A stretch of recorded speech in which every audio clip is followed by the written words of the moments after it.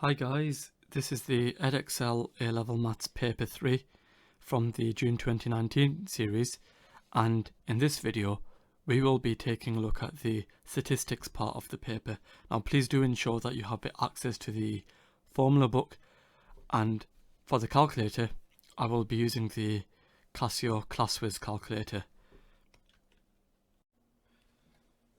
Now in terms of the examiner report for this paper overall, this is the second year of this new specification and candidates appear to be better prepared than in the previous sitting.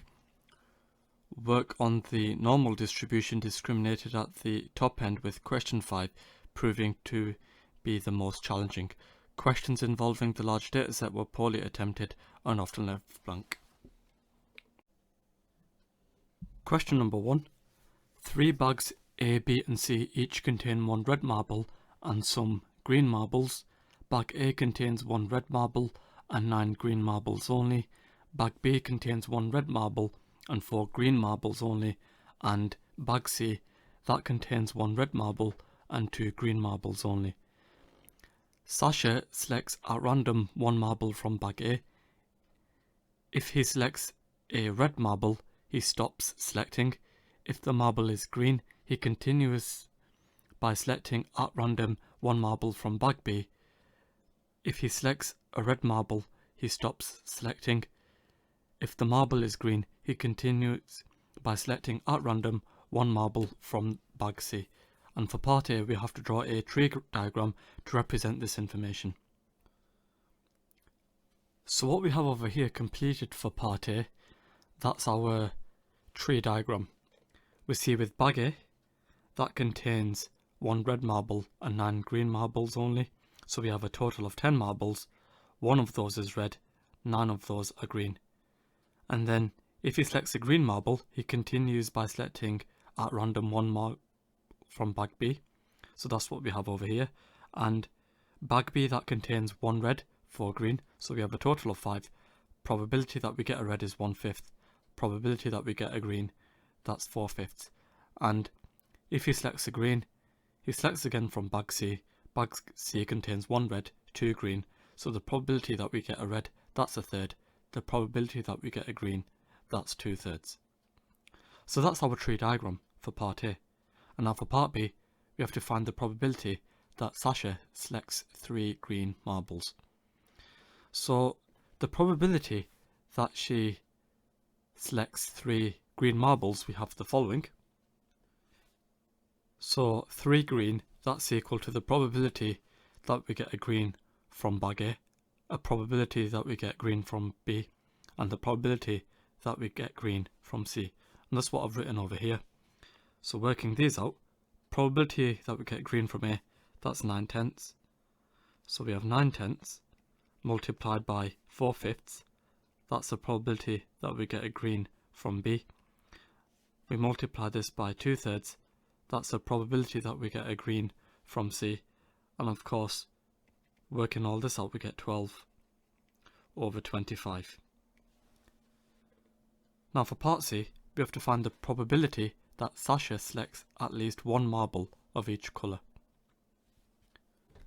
So the probability that we have 1 of each colour, we have the probability that we get a green from A, and then the probability of red from B, that's shown here. Or alternatively, we can get a green from A, we can get a green from B, and then get a red from C. And that's what I've written over here. And if we work all of this out, we get 9/10 multiplied by 1/5 plus 9/10 times by 4/5 multiplied by 1/3. And it turns out we get 21/50. Now for part D of the question, given that Sasha selects a red marble, we have to find the probability that he selects it from bag B. Well, the key in this question, we have to recognise that Sasha selects a red marble, and we have to find the probability that he selects it from bag B. So we're finding out the probability that he selects a red from B given he selects a red marble. First of all, we have to find out the probability that he selects a red marble. So for that, he can get a red from A, or he can get a red from B given he gets a green from A, or he can select a red from C given he selected a green from A and a green from B. So let's actually work out that probability and write it down.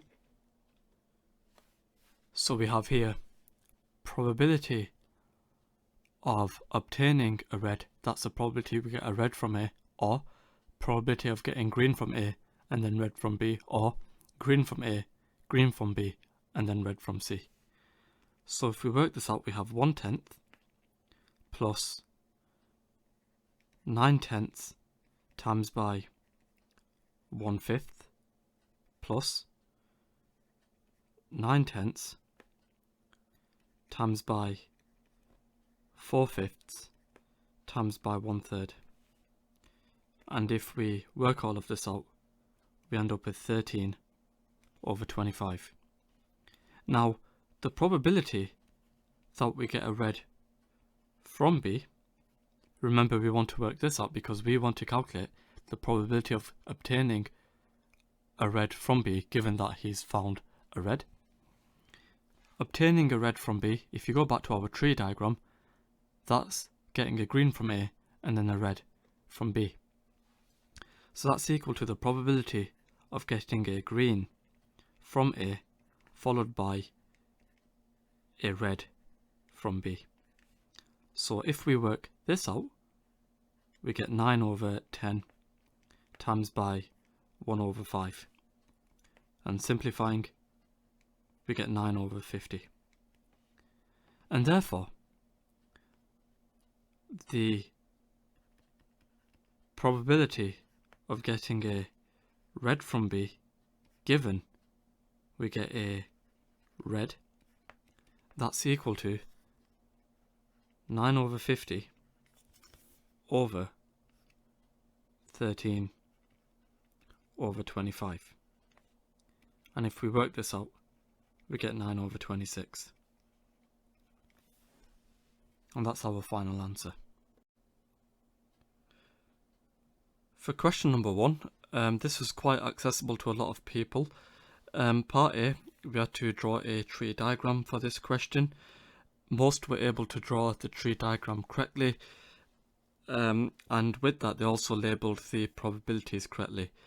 However, a number of candidates made mistake due to deciding bag A only containing 9 marbles, B containing 4 marbles, and C containing 2 marbles. Remember, we're looking at the total over here.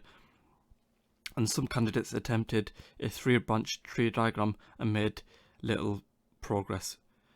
There's only 2 outcomes, red or green, so we only need a 2-branch one. Others thought that the successive draws from bag C would could take place. All branches must be labelled as blank branches are not assumed to represent a probability of 0. Part B was almost universally answered correctly, even if the tree diagrams were incorrect, with the majority of candidates gaining full marks or at least follow-through marks, although occasionally the 3 probabilities were added rather than being multiplied together. Part C, we had to find the probability of selecting at least one of each colour. A lot of people gained most or all of the marks for this question. The most common error was the inclusion of the 0.1 for the probability of red in addition to the 2 correct products, perhaps indicating that the candidates failed to interpret at least correctly. And I think if you draw the tree diagram, I think that will actually help you identify what we mean by at least. Now part D, that was less successful. Many candidates were unable to recognise that this involved conditional probability. A small number had the conditional probability the wrong way around, attempted to find R given B instead of B given R. Okay. For question number 2, The partially completed box plot in Figure 1 shows the distribution of daily mean air temperatures using the data from the large dataset for Beijing in 2015, and we know that an outlier is defined as a value more than 1.5 times by the interquartile range below the lower quartile Q1, or more than 1.5 times by the interquartile range above the upper quartile Q3. The three lowest air temperatures in the dataset are 7.6, 8.1 and 9.1 degrees C. The highest air temperature in the dataset is 32.5 degrees C, and we have to complete the box plot in Figure 1 showing clearly any outliers.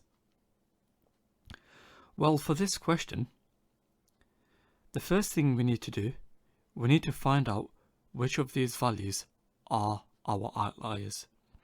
And for that, we need to find out the interquartile range. So, for part A, the interquartile range, that's equal to the upper quartile. The upper quartile, that is, if you go back to the diagram, 26.6 minus the lower quartile, which again, if we go back to the diagram, that's 19.4, and therefore the interquartile range, you'd find that to be 7.2. So we have 7.2. Now, we need to find out which of these values are outliers. So we need to find an interval where we don't have any outliers. Now, we've been given this information over here. An outlier is defined as a value of being the lower quartile minus 1.5 times by the interquartile range, and then the upper quartile plus 1.5 times by the interquartile range. So for the lower limit, that's equal to this 19.4 minus 1.5 times by 7.2, which is 8.6. And for the upper limit,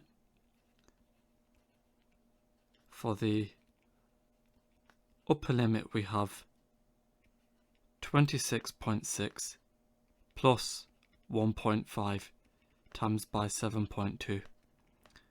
It turns out we get 37.4. Now,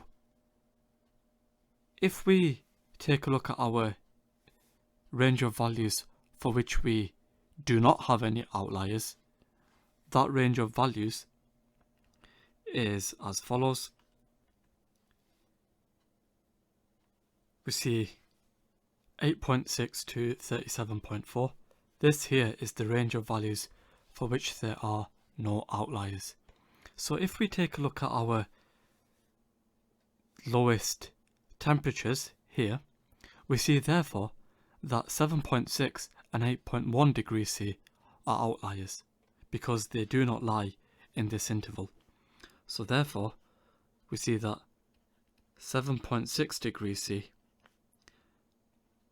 and the 8.1 degrees C are outliers.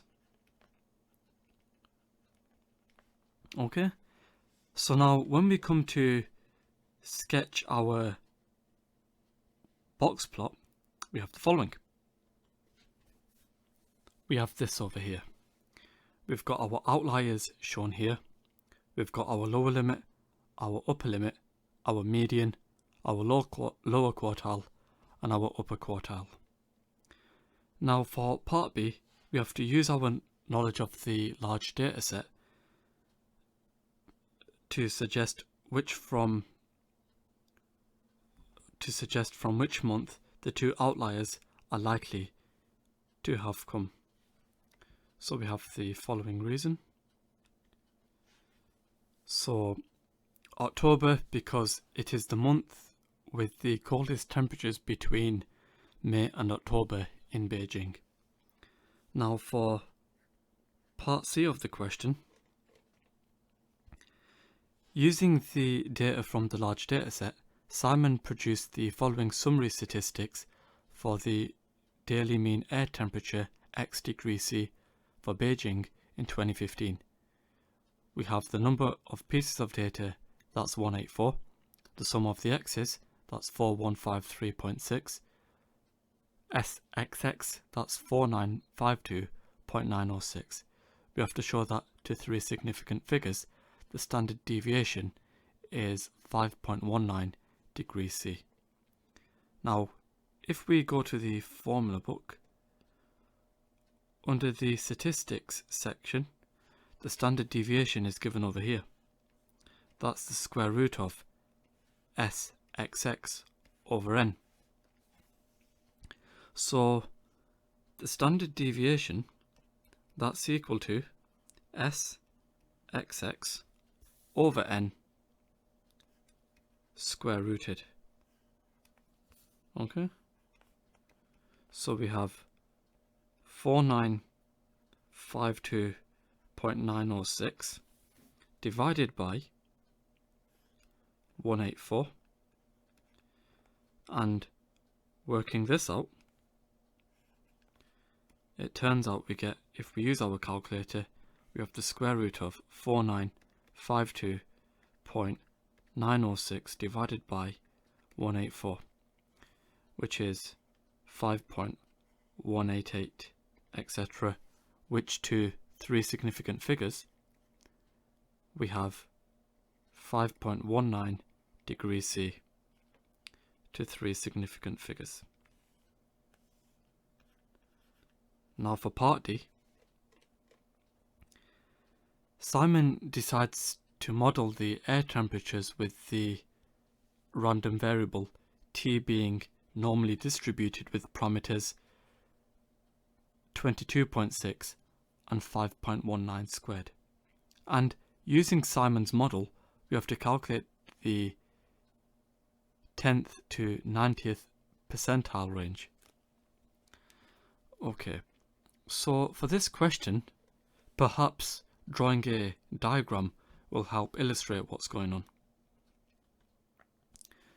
So what we're doing in this question, we're finding out the difference between the 90th and the 10th percentile, and we end up with this. And for this we can use the inverse normal feature on our calculator. So go to the distribution section, select the inverse normal function. Here we have an area of 90%, so that's 0.9. Sigma, well, if you look back in the question, we have the 5.19 squared, that's the variance, so sigma, that's 5.19, and mu, that's equal to 22.6. It turns out we get 29.5, 29.25, etc. So here we have 29.25, etc. minus, now let's store this into our calculator. We now work out this 10%. We get 15.94, etc. So let's store this into B. And then if we work out the difference between those two, so we have A minus B, it turns out we get 13.30, etc., which is 13.3 to 1 decimal place. Now for part E of the question, Simon wants to model another variable from the large dataset for Beijing using a normal distribution. We have to set two variables from the large dataset for Beijing that are not suitable to be modelled by a normal distribution. Give a reason for each answer. So we have the daily mean wind speed conversion because it's qualitative, and you can probably see that if you look in the large dataset, And we've also got rainfall because it's symmetrical, and that's because there's lots of zeros when we talk about rainfall. Question 2, this was well attempted by most candidates, but the introduction of the large dataset proved to be quite difficult for a lot of people. Part A, most candidates correctly read the quartiles values found from the diagram over here, and with that they could find easily what values were outliers. Surprisingly, there were some inaccuracies in using the formula for outliers, even though it was given right here. Not all candidates showed working, which meant marks could not be awarded if the box plot was not correct. The left-hand whisker was commonly drawn to 9.1, sometimes to 8.6 as required, but the right-hand whisker was more occasionally incorrect, often extended off the grid instead of stopping at the stated maximum value of 32.5 over here. The outliers were usually plotted correctly, but what else can we say? For part B, where we had to talk about our knowledge of the large dataset, you had to be very familiar with what the large dataset required. It was clear from responses in part B that many were not aware that for all locations the dataset is in months of May to October only. Some candidates often explained that Beijing was in the northern hemisphere, and so low outliers for temperature were likely to be for winter, and so October. Some candidates perhaps did not read the question carefully, even though, they did not read the question carefully enough and stated 2 months. For part C, we had to talk about the standard deviation. That was done pretty well. People were using the correct formula for the square root of SXX over n. A small number appeared unaware of this method, instead choosing to work back from SXX to find the sum of the x squareds and then use the standard deviation, the standard formula. Remember, it's in the formula book, so be careful of that. Some were successful here, although there were a number who mistakenly took the SXX to be the sum of the x squareds. Most candidates showed their calculation result giving to at least 4 significant figures, so that they could round to the to the 3 significance as required. And that's actually quite a useful tip. Give your answer to more figures than necessary and then round down in the show that question. Okay, so now for part D of the question, we had to use the inverse normal for this question, and that was to find the 10th and the 90th percentiles.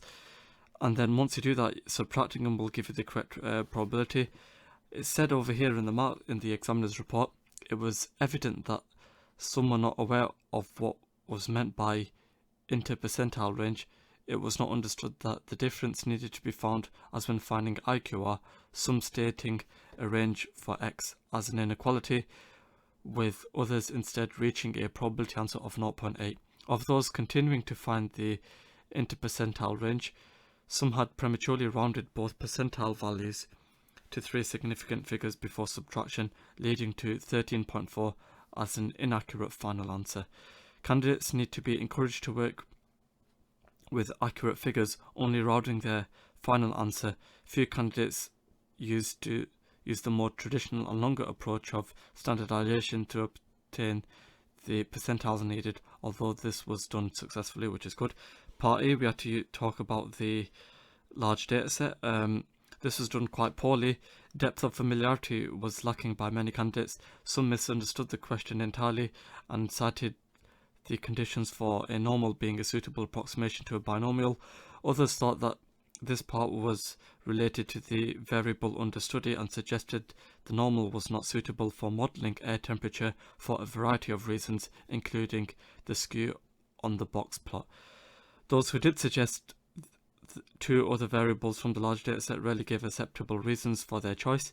Some gave no reasons at all, even when their choice was a suitable one.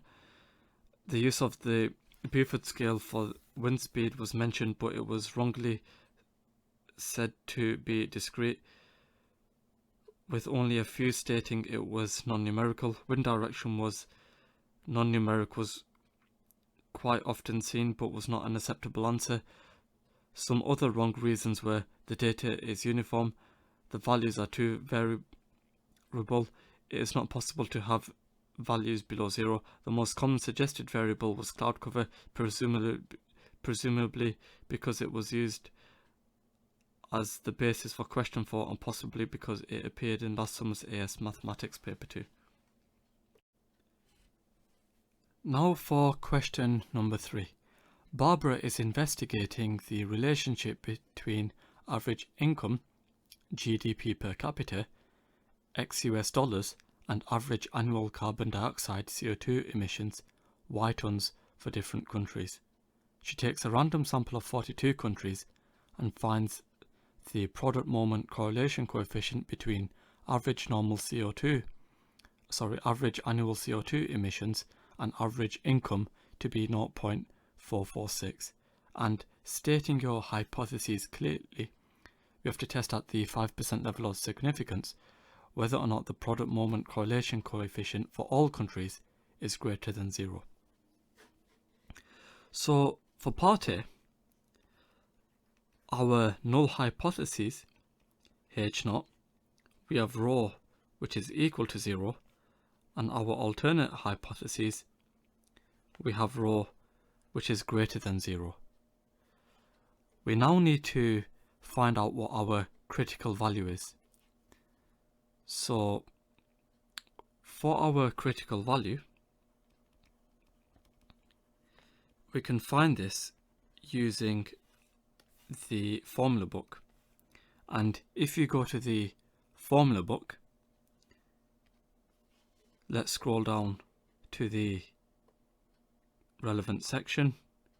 In the statistics table, somewhere around here, we're testing at the 5% level of significance. We're looking at 24 countries. So we're looking at 24 countries, 5% level of significance. That corresponds to a value of 0.3438. So we have 0.3438. And what she got was this value of 0.446. So if we show this in a diagram, let's see what we are talking about. So in terms of a diagram, we've got our critical value here and the value that she found, that's shown here. And therefore, we can see over here that we can see that the product moment correlation coefficient is greater than 0. Okay? So let's conclude by stating the following. So we see that there's evidence to suggest at the 5% level of significance that the product moment correlation coefficient is greater than 1. And now for part B, Barbara believes that a non-linear model would be a better fit to the data. She codes the data using the coding m equals log base 10 of x and c equals log base 10 of y, and obtains the model c equals minus 1.82 plus 0.89m. The product moment correlation coefficient between c and m is found to be 0.882. We have to explain how this value supports Barbara's belief. It's quite straightforward actually. This value of 0.882 is close to 1. So the 0.882, this is close to 1, and therefore it supports Barbara's belief. So therefore supports Barbara's belief. Now for part C of the question, we have to show that the relationship between y and x can be written in the form y equals ax to the power of n, where a and n are constants to be found. So we begin with this log base 10 of y, and that's equal to this minus 1.82 plus 0.89 times by log base 10 of x, okay? So all I have done over here is substituting in this m for this bit and this c for this bit, okay? So I've just substituted as shown here. And that's our first step. Our next step, with this 0.89, we can power slide this to the top. So we have minus 1.82 plus log base 10 of x to the power of 0.89. And if we anti-log both sides, we can therefore see y, that's equal to 10 to the power of minus 1.82 plus log base 10 of x to the power of 0.89. Okay? Now we can tidy this up a little. Because we're adding with the powers, we can split this up by multiplying. So we have 10 to the power of minus 1.89 multiplied by 10 to the power of log base 10 of x to the power of 0.89. So here we have 10 to the power of 1.82 rather. So we have 10 to the power of 10 to the power of minus 1.82 multiplied by x to the power of 0.89. And tidying this up even further, 10 to the power of minus 1.82, that's equal to 0.015, etc. So we have 0.015 x to the power of 0.89. And therefore, we see a, that's equal to 0.015, n, that's equal to 0.89. Question 3, this was the second most successfully answered question in the paper, with nearly a quarter of candidates scoring full marks. Part A, we were carrying out a hypothesis test. The symbol rho was often rated as P, and this was often condoned. Candidates who lost the mark were mainly using R or P MCC instead of the parameter rho. Occasionally two-tailed hypotheses were stated. A majority of candidates were successful in finding the critical value, but some final conclusions were confused, with candidates thinking that the critical region was where the product moment correlation coefficient was less than the critical value, and I think a diagram would help with that. A small number of candidates incorrectly tried to apply a binomial distribution, writing x being binomially distributed with these parameters, or tried standardizing using this formula to find the critical value. For part B,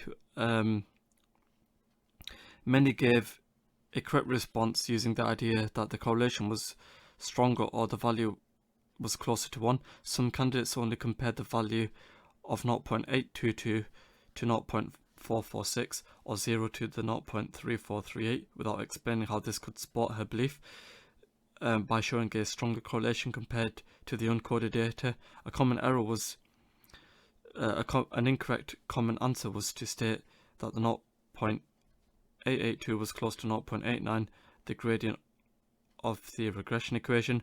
Part C, that was just a standard maths question in my opinion.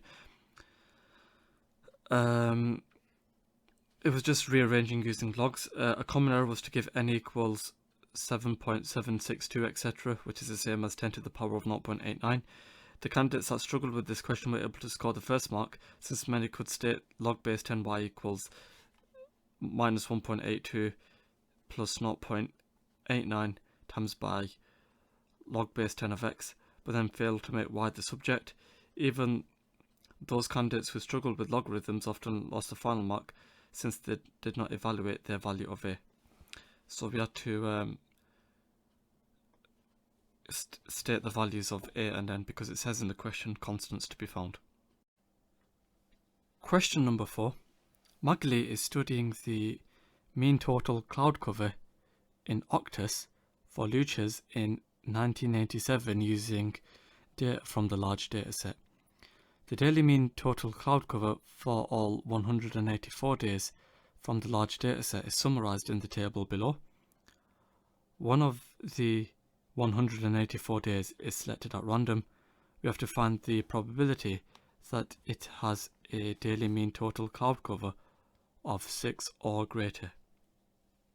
Okay, so for this question, what we need to look at is finding out the probability that we have C being 6 or greater. Okay, so 6 or greater, if you look over here, that will be the 52 plus the 52 plus the 28 all over the 184. So for part A, the probability that we have cloud cover being greater than or equal to 6, that's equal to 52 plus 52 plus 28 all over the 184. And if we work this out, again we can use our calculator. 52 plus 52 plus 28 all over 184, we'd find that to be 0.717, etc. So we have 0.717, etc. which to 3 decimal places we have 0.717. Okay, now for the first part of part B,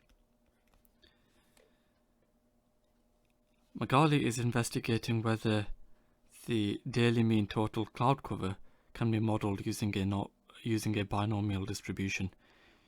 She uses the random variable x to denote the daily mean total cloud cover and believes that x is binomially distributed with parameters 8 and 0.76.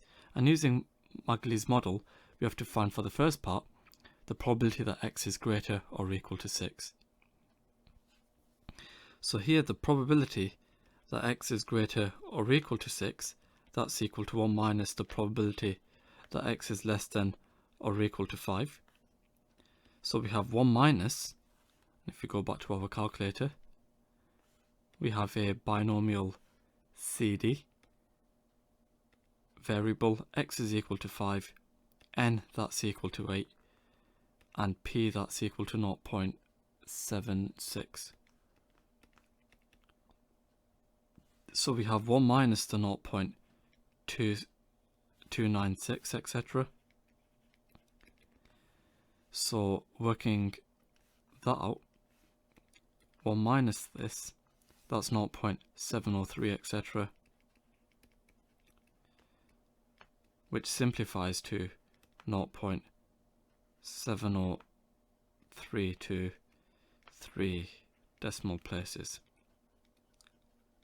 Okay, and now for the next part of the question, we have to find to 1 decimal place the expected number of days in a sample of 184 days with a daily mean total cloud cover of 7. So for this part of the question, we have to find the expected number of days with a daily mean cloud cover of 7. So the expected number of days, we have 184 days in total, and if we find out the probability that x equals 7, multiplying those together will find us the expected number of days. So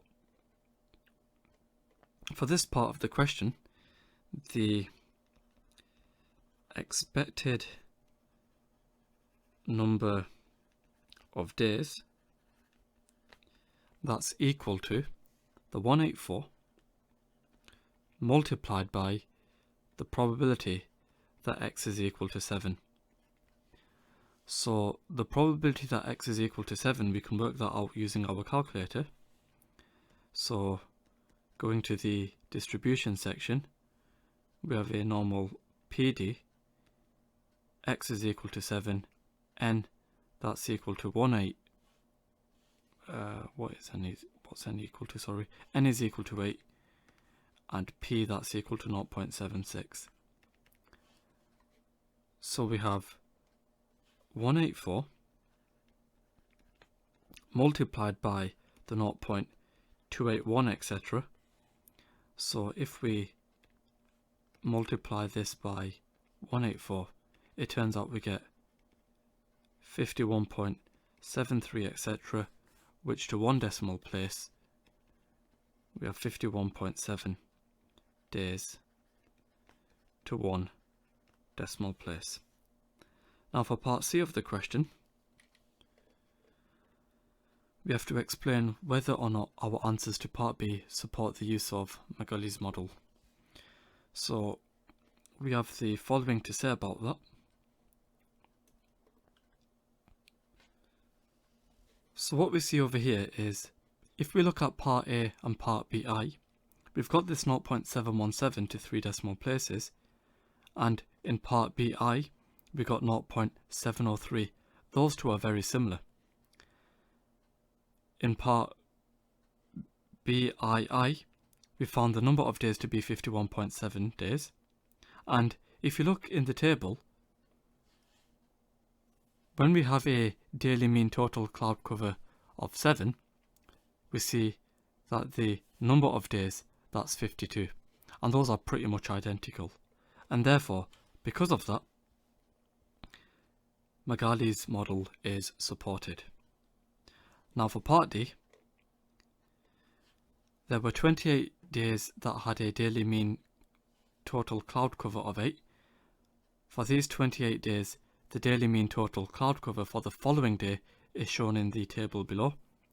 So that's quite important. We're looking at the following day, and we have to find the proportion of these days when the daily mean total cloud cover was 6 or greater. So when we look at the proportion which are 6 or greater, here we have a total of 28 days. So for part D, the proportion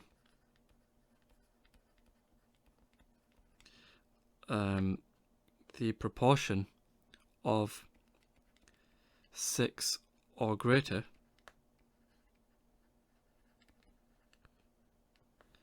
that's equal to, if you look over here, we have the 5 plus the 9 plus this other 9. So we have 5 plus the 9 plus the 9 all over the 28. So we divide this by 28, and it turns out we get, so 5 plus 9 divided by 28, that's equal to 0.821, etc., which to 3 decimal places we have 0.821. And now for part E of the question, we have to comment on Magali's model in light of your answer to part D. Okay. So this over here, if you look at the question, we were told that the cloud cover for the following day is shown in this table, and we found the proportion of these days when the daily mean cloud cover was 6 or greater. Now, before, in part A, we found the probability that the cloud cover being 6 or greater was 0.717, and then for the following day, the proportion of having 6 or greater, that's 0.821. So therefore we see that we are more likely to have a cloud cover if the previous day had a high cloud cover, and that's suggested from part D, this probability of 0.821, and therefore we see that cloud cover is dependent upon the previous day. Now Magali, she's using a binomial distribution, and we should know that a binomial distribution measures independent events, and therefore using a binomial distribution may not be suitable. Question 4 of the paper.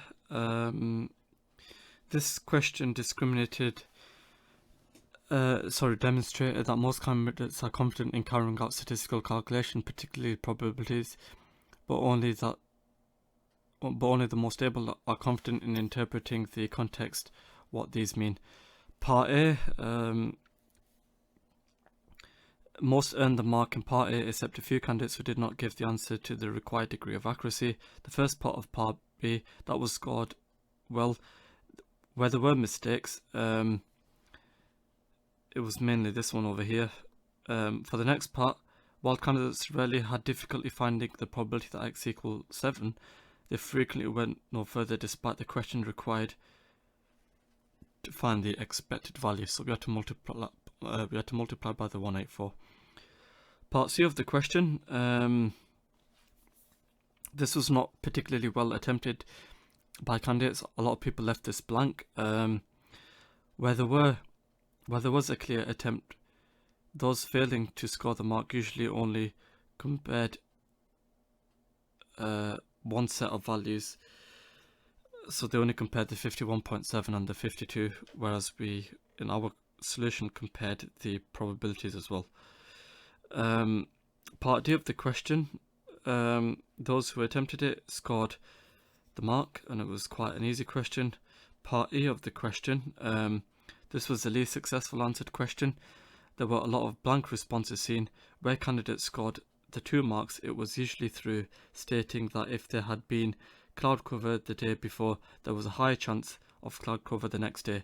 Those going down the wrong route failed to realise that the data was from the same source and were mostly commenting on the size of the sample rather than what the statistics already demonstrated. In general, there was far too much tendency to describe vague contextual context rather than use figures found previously, and that's actually quite an important point. If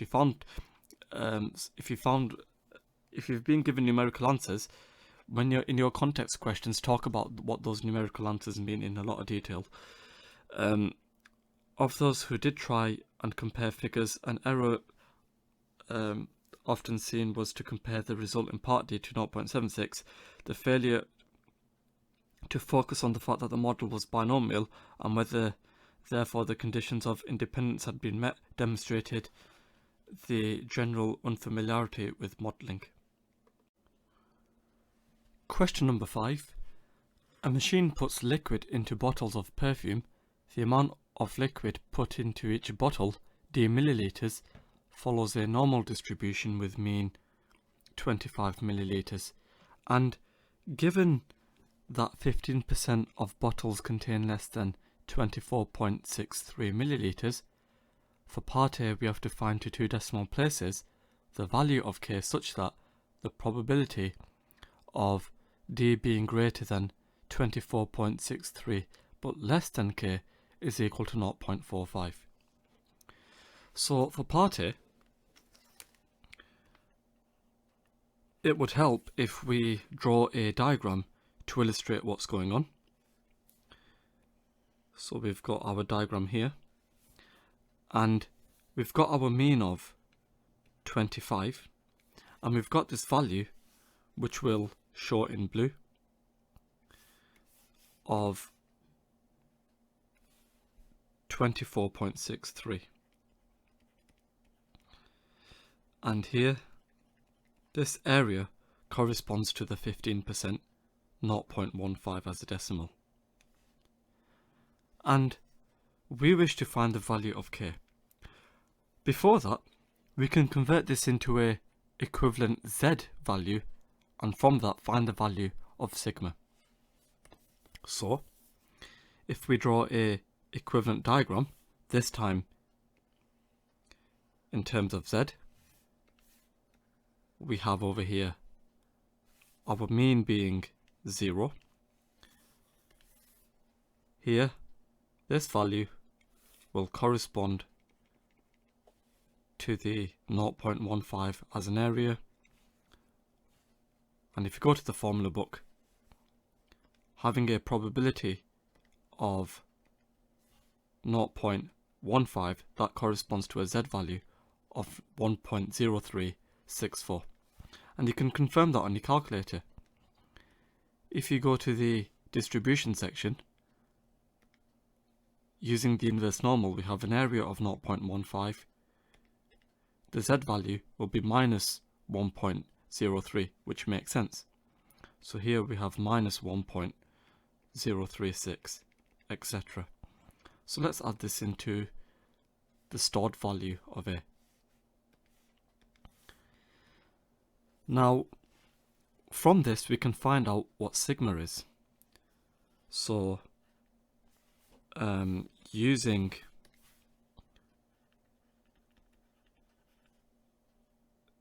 z equals x minus mu over sigma, here we have z, which is minus 1.036, etc. This is equal to x, 24.63, minus the mean, that was 25, and then we divide this by sigma. And therefore, you'd find sigma to equal, if we work this out, we have 24.63 minus the 25 divided by this value of A. We get a value of 0.356, etc. Let's store this into our calculator. Now, we know that in between 24.63 and some value k, that probability corresponds to 0.45. So the probability that k is, let's think of a good way of writing this, that k is less than d, that's equal to 0.6, and we can show that on a diagram.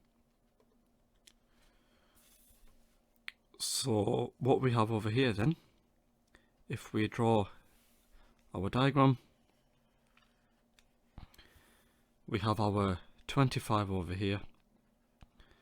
We've got some value k. Now, before, here we had this 15%, so we'll still add that in over here. So this is the 15%, and that corresponds to the 24.63. And then here we've got some value k, okay, and essentially this area over here, this would correspond to the 0.45, okay. So here that's the 0.45, and that makes sense if you think about it. When d is in between these two values, that corresponds to the probability of 0.45, and we wish to find that value of k, and hopefully from the diagram you can see that therefore the probability that d is less than k, that's equal to 0.6. The 0.45 plus the 0.15 gives the 0.6. Now, in terms of an equivalent z value, if we draw out the diagram again, okay, so let's just draw out the diagram again.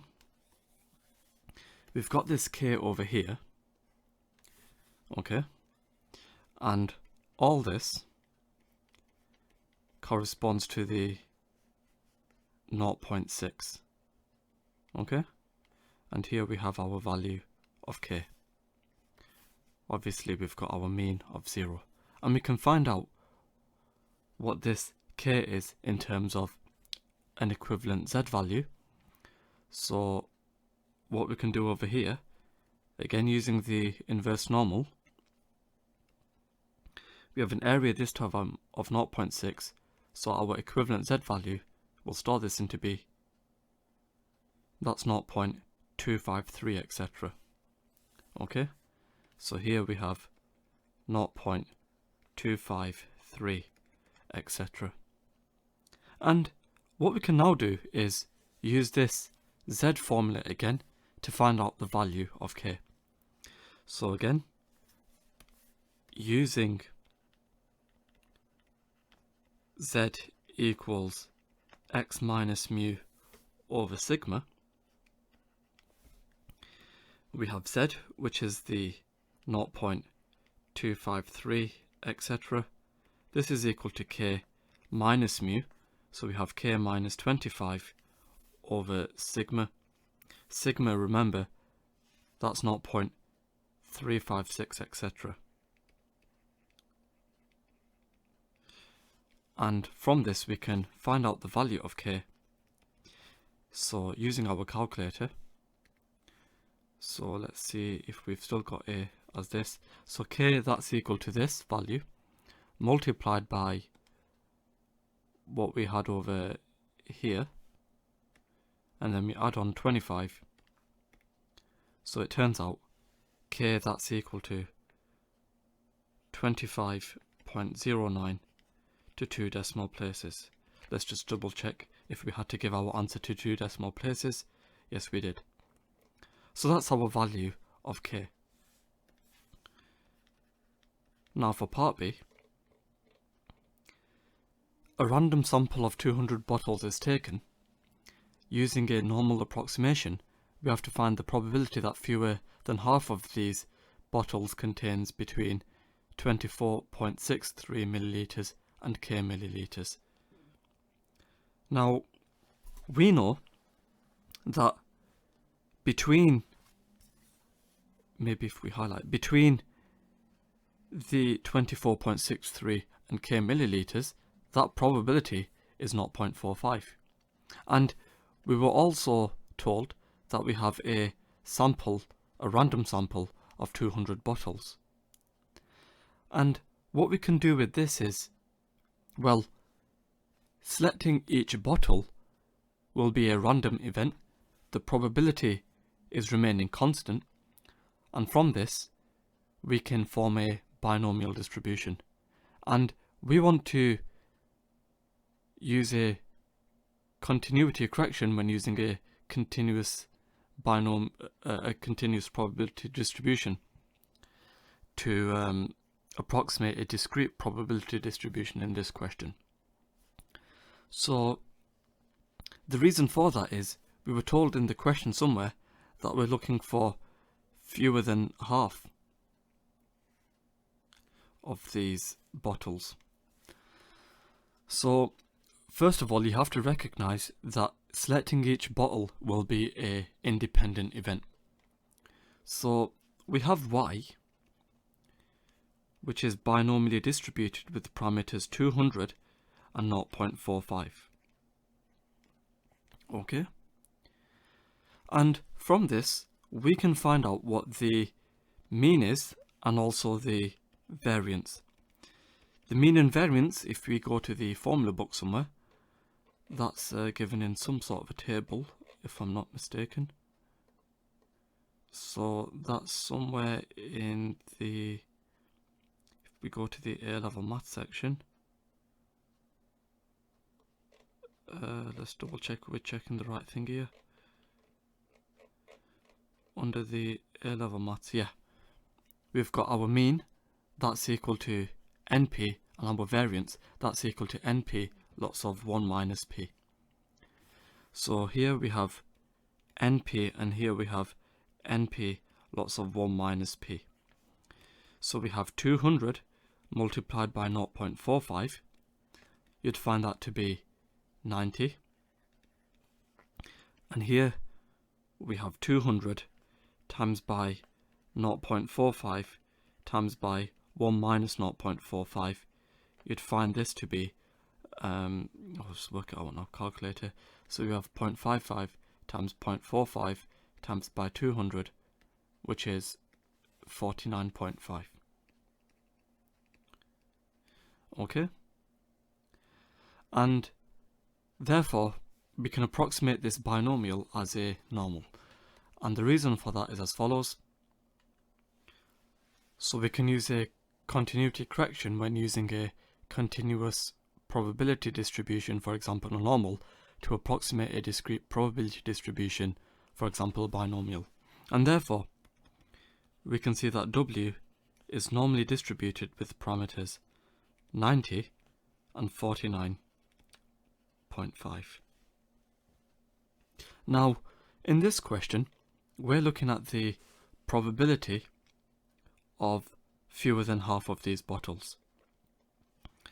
So what we're looking at over here in this question is finding out the probability that we have fewer than one half. So fewer than one half, we have y, which is less than 100. Okay, so that corresponds to this bit, what we said before, fewer than half. And because we're applying our continuity correction with the binomial, here we're looking at W being less than 99.5. And if we work this out, we would have to, first of all, drawing a diagram actually, that might help. So with our diagram we have something looking like this. Here we have our mean, that's 90. We're looking at 99.5. And we're looking at all this region over here. So with our calculator, we can use a normal CD. Upper limit, that's 99, lower limit, that's something really small, for example a million. Upper limit, that's this 99.5. Sigma, that's equal to 49.5 square rooted. And the mean is 90. So it turns out we get a value of 0.911, etc. So we have 0.911, etc. So that corresponds to this area here. Okay? And that's our final answer. Now for part C of the question, a machine is adjusted so that the standard deviation of the liquid put in the bottles is now 0.16 milliliters. Following the adjustments, Hannah believes that the mean amount of liquid put in each bottle is less than 25 milliliters, and she takes a random sample of 20 bottles and finds the mean amount of liquid to be 24.94 milliliters. And we have to test Hannah's belief at the 5% level of significance. You should state your hypotheses clearly. Well, with this hypothesis test, we're testing if the mean amount is less than 25. So for our null hypothesis, H0, we have mu equaling 25, and our alternative hypothesis, we have mu being less than 25. And this is where the question actually gets quite complicated. Essentially in this question, what we're doing is we're looking at the distribution of the mean. And because we're looking at the distribution of the mean, we can actually approximate that using a normal distribution. So we're looking at d bar, so that is referring to the mean. D bar, that's normally distributed with parameters 25, and standardizing this standard deviation, we have 0.16 squared divided by 20. And that over here, you have to notice that she takes a random sample of 20 bottles. So we divide this by 20. Okay? And we're looking at the probability that D bar is less than or equal to 24.94. And we're testing whether this is less than the 5%. So if we work this out on your calculator, using the normal CD function, we have a lower limit of something really small like that. Our upper limit will be 24.94. Our standard deviation, that's equal to 0.16 divided by the square root of 20, and our mean, that's equal to 25. It turns out we get 0.467, okay? So we have 0.467, etc. Now, if we were to show all this on a diagram, we have our mean of 25 over here. We have this value over here of, what was it, 24.94. So here we have 24.94. And what this corresponds to is a probability of 0.0467. So we have 0.04, we have 0.046, etc. So here we have 0.0467, etc. And clearly this is less than the 5%. The 5% is over here somewhere, 0.05. Okay, and therefore we can conclude that we reject H0, and therefore there's evidence to support Hannah's belief. So let's just write that down. So we reject H0, and therefore there's enough evidence to support Hannah's belief. Question 5. This was actually this was a challenging question.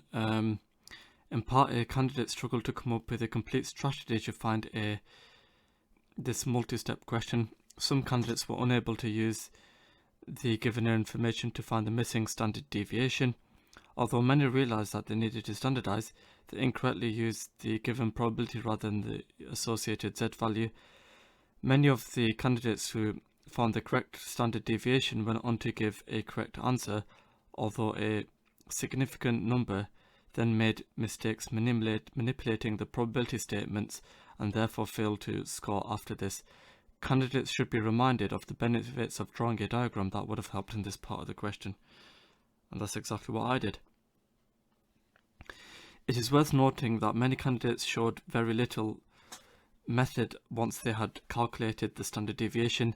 This meant that candidates who had an incorrect answer often lost 3 marks. With increased reliance on the calculator, the use of diagrams and probability statements are essential to demonstrate what methods are being used. Candidates also need to get in the habit of checking their answers, for example by substituting their answers into the original question. Although most candidates gave their answer to 2 decimal places as requested, some gave their answer to a smaller degree of accuracy. Part B was quite hard. There were a range of errors seen. What did we have to do for part B? Many failed to set up the correct normal approximation, and many tried to use the model found in part A. Some appeared to struggle with the phrase fewer than half. It was also quite common to see candidates ignore the request for an approximation and complete the question using a binomial distribution given in the question. Candidates need to be aware that they will not be awarded marks for using binomial distribution to calculate a probability if they have being asked to use an approximation. We were told to use a normal approximation in this question. Candidates who did manage to set up a normal distribution often made errors with the continuity correction. Either they made no attempt to use one, or they used one in the wrong direction. And I like to give the definition of a continuity correction as well. Now for part C of the question, this was a standard hypothesis test for the sample mean of a normal distribution. That should have been quite straightforward, but many candidates struggled. It was common for candidates to use the wrong parameter when defining the null and alternative hypotheses. They need to be fully aware that they must use the standard parameters when setting up hypotheses, in this case mu. For those who made progress, failing to divide the variance by n was a common error, and candidates often gave large probabilities that were nowhere near the 0.05, which should be a warning sign that they are likely to have made a mistake in the working. Some use sigma equaling 0.16 or mu equaling 24.94. Those using a critical region approach were rare, and these candidates often had issues when routing the critical region to 2 decimal places, which meant it was equal to the test statistic. The majority of candidates made an attempt to interpret their results and give a contextual conclusion. Those candidates that opted to give their contextual conclusion in terms of Hannah's belief usually were more successful than those who tried to write a statement about the mean amount of liquid being less than 25. Some candidates wrote the mean is less than 25, which did not mention the context and therefore was not acceptable. So give the context of your answer.